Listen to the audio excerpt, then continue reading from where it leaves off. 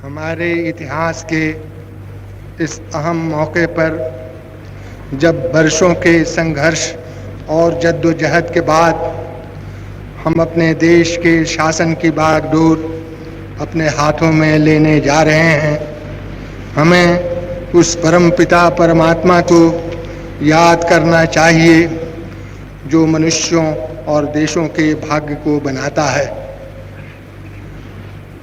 उन अनेकानेक ज्ञात और अज्ञात, जाने और अनजाने पुरुषों और स्त्रियों के प्रति हम श्रद्धांजलि अर्पित करें, जिन्होंने इस दिन की प्राप्ति के लिए अपने प्राण न्यौछावर कर दिए।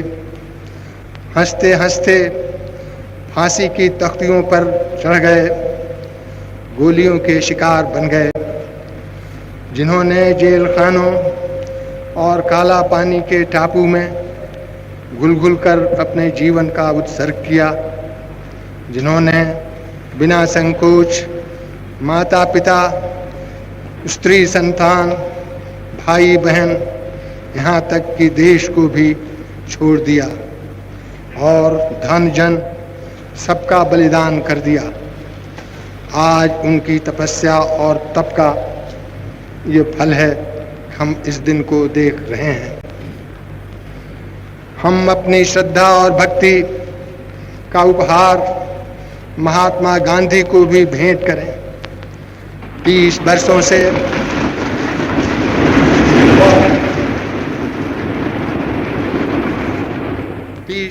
से वह हमारे पथ प्रदर्शक बने रहे हैं और एकमात्र आशा और उत्साह की ज्योति रहे हैं।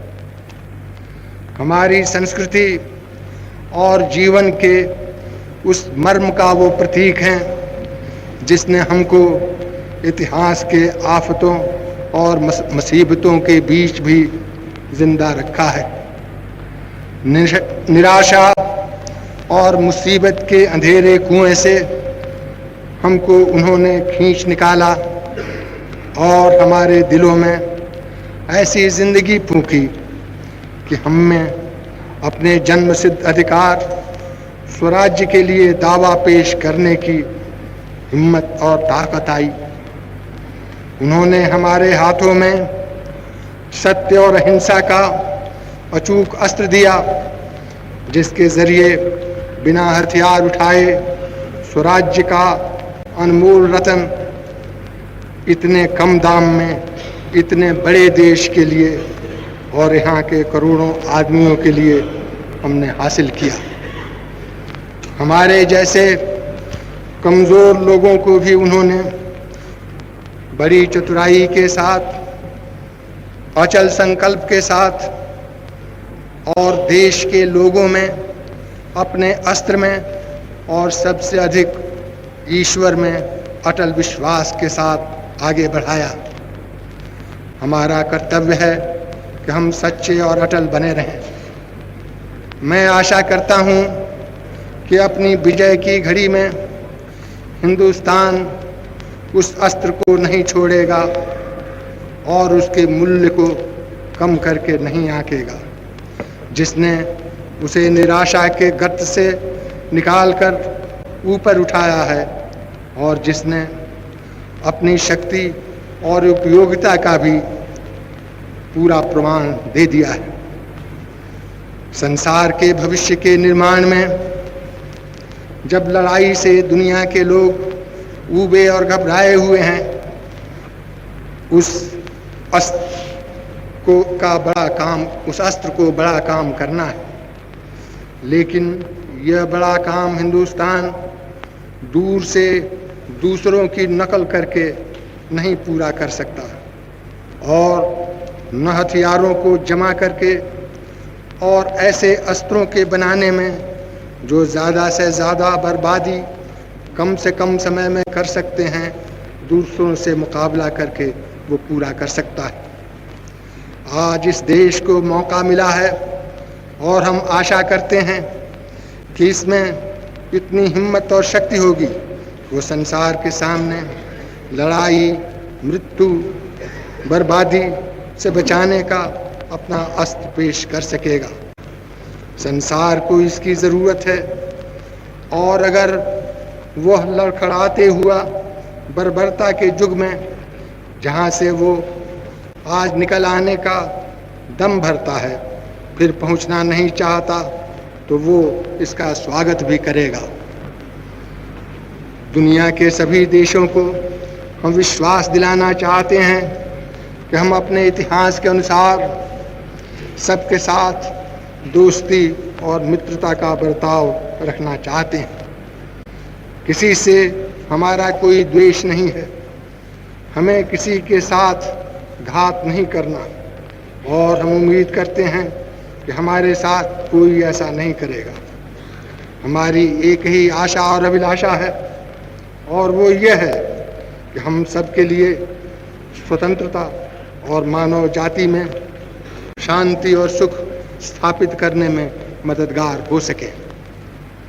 जिस देश को ईश्वर ने और प्रकृति ने एक बनाया था, उसके आज दो टुकड़े हो गए हैं। बिछुड़ना हमेशा दुखदाई हुआ करता है। नज़दीक के लोगों से बिछुड़ना तो दुखदाई होता ही, ऐसे लोगों से भी बिछुड़ना जिसके साथ थोड़े ही दिनों का संबंध होता है, दुखदाई होता है। इसलिए मुझे यह कहना पड़ता है कि इस बंटवारे से हमारे दिल में दुख है, मगर इसके बावजूद हम आपकी तरफ से और अपनी ओर से पाकिस्तान के लोगों को अपनी नेक नियति और उनकी तरक्की और कामयाबी के लिए अपनी सदिच्छा और सद्भावना प्रकट करना चाहते हैं। ऐसे लोगों को जो बंटवारे से दुखी हैं और पाकिस्तान में रह गए हैं, हम अपनी शुभकामना भेजते हैं। उनको घबराना नहीं चाहिए। अपने घर बार, धर्म और संस्कृति को बचाए रखना चाहिए, और हिम्मत और सहिष्णुता, रवादारी से काम लेना चाहिए। उनके ऐसा भय करने का कोई कारण नहीं कि उनके साथ ठीक और न्यायपूर्ण बर्ताव नहीं होगा और उनकी रक्षा नहीं होगी। जो आश्वासन दिया गया है उसको मान लेना चाहिए, और जहाँ पर आज वो रह रहे हैं वहाँ अपनी वफादारी और सच्चाई से अपनी मुनासिब जगह उन्हें हासिल करनी चाहिए। हिंदुस्तान में जो अल्पसंख्यक लोग हैं, उनको हम आश्वासन देना चाहते हैं कि उनके साथ ठीक और इंसाफ का बर्ताव होगा, और उनके और दूसरों के बीच कोई फर्क नहीं किया जाएगा। उनके धर्म और संस्कृति, उनकी भाषा सुरक्षित रहेंगी, और नागरिकता के सभी अख्तियार और अधिकार उनको मिलेंगे। उनसे आशा की जाएगी कि जिस देश में वे रहते हैं उसकी तरफ और उस देश के विधान की तरफ वे वफादार बने रहें। सभी लोगों को हम ये आश्वासन देना चाहते हैं कि हमारी अथक कोशिश होगी कि देश से गरीबी और दीनता, भूख और बीमारी दूर हो जाएं।